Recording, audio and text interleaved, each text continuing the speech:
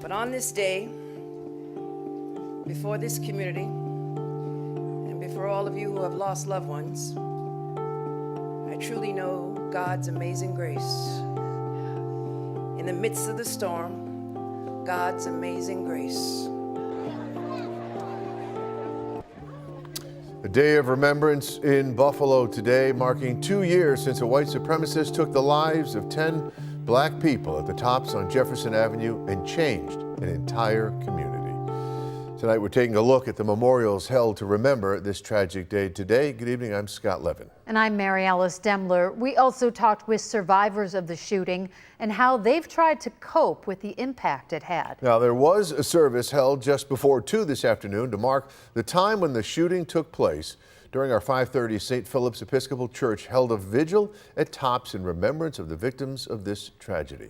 We spoke with Pastor Steve Lane about combating racism in our community.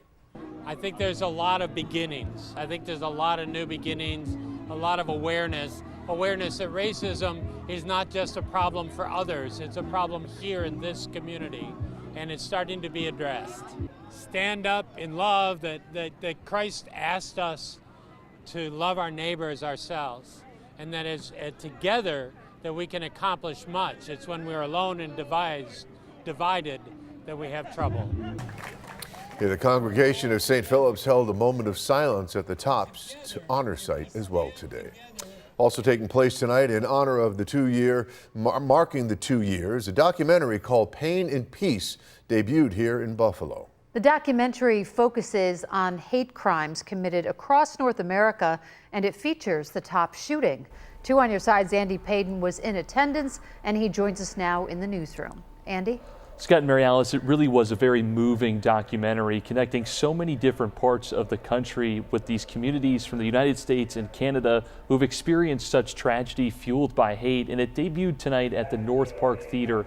The documentary centers around its producer, Race Booyah, a victim of a hate crime in the aftermath of 9/11, who goes on a journey speaking with victims and even in some cases those who actually committed the hateful act themselves to try and get them to understand the importance of forgiveness.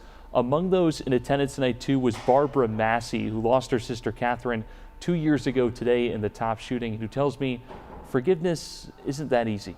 Take a listen. Do you think you could ever be at that point? Forgiveness?